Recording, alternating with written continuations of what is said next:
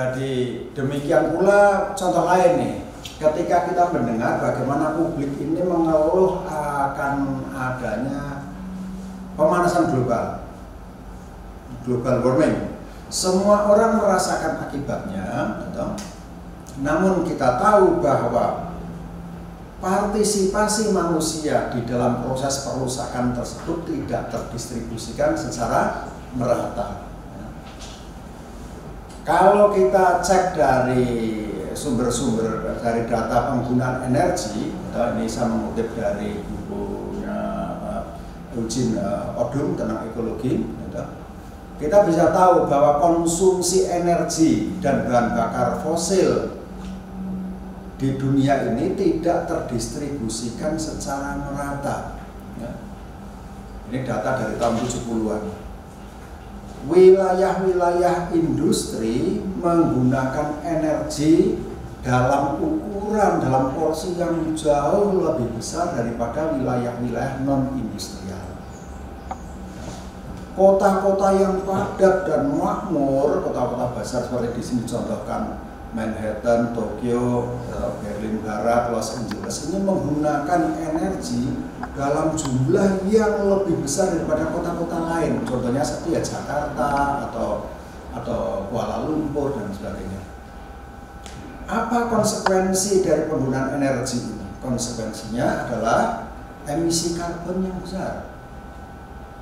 Besaran emisi karbon, sehingga kita bisa melihat bahwa walaupun semua orang mengeluh terjadi pemanasan global dan menderita akibat pemanasan global, tetapi proses penyebabnya tidak terdistribusikan secara merata. Masyarakat industrial yang maju ini lebih banyak bermain di dalam menciptakan emisi karbon, lebih banyak menghabiskan bahan bakar fosil untuk menunjang kehidupan mereka. Dan distribusi ini berkaitan dengan distribusi kekuasaan politik dan kapital. Kita juga bisa melihat bagaimana penggunaan energi menurut teknologi pertanian ini tidak terdistribusikan secara merata.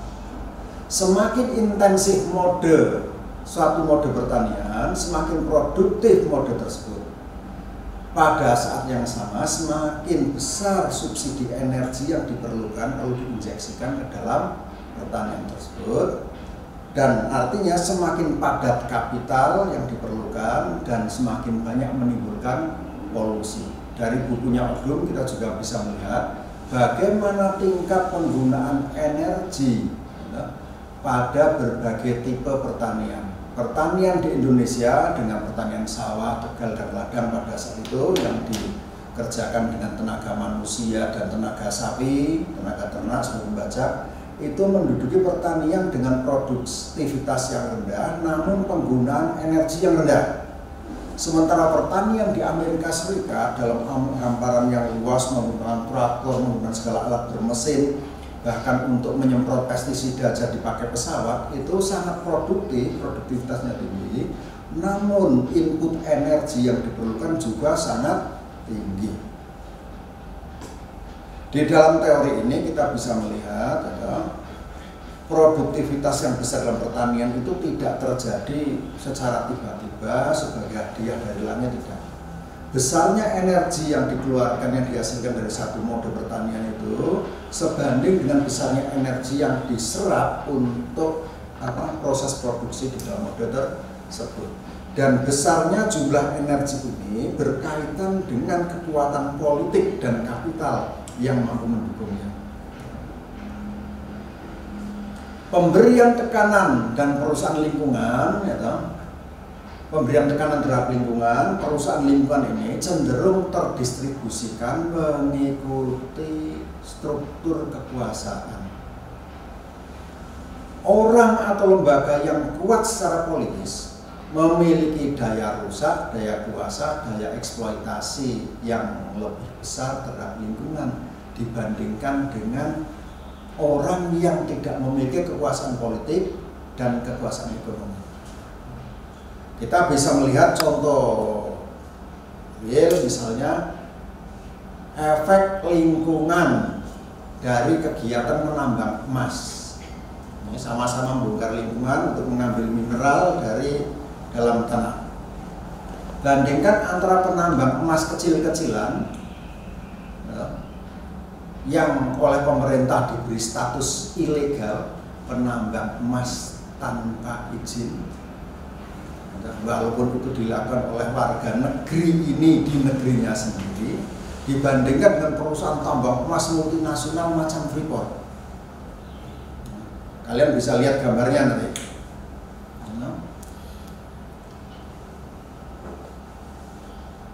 Semuanya merusak lingkungan, membongkar lingkungan untuk mengambil mineral emas dari tanah ini. Tanahnya harus dibongkar. Perusahaan besar membongkar gunung habis-habisan, sehingga gunung di Papua ini bisa habis terbongkar hanya untuk mengambil emasnya oleh perusahaan besar. Sementara penambang kecil, kembali gambarnya kembali. Nah, penambang kecil menggunakan alat-alat kecil, ya skala rumah tangga model kecilan, sama-sama juga menggempur tanah, mencemari sungai, menimbulkan polusi. Level kerusakan yang ditimbulkan berbeda, hasil yang diperoleh berbeda, kemana hasilnya pergi berbeda, besar modal yang dipakai untuk bekerja berbeda. Penambang emas di Sungai Katingan ini menggunakan alat sederhana, yaitu pompa air dengan tenaga diesel yang disemprotkan ke tebing-tebing tanah untuk ambil lumpur, lumpurnya diayak dan emasnya. Sementara penambang perusahaan raksasa itu menggunakan bulldozer, menggunakan dinamit, menggunakan segala alat macam raksasa. Di gambar ini kalian bisa melihat bagaimana perbedaannya. Dan hak hukum atau perlakuan hukum yang mereka terima berbeda. Rakyat kecil ini diilegalkan, sementara yang besar dilegalkan.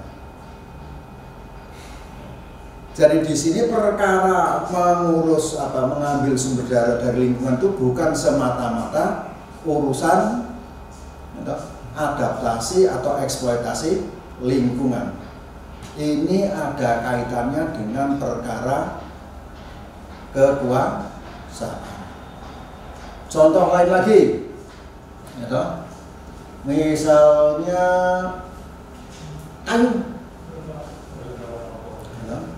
Bagaimana penebangan kayu di hutan, itu efeknya adalah sama-sama menimbulkan kerusakan hutan.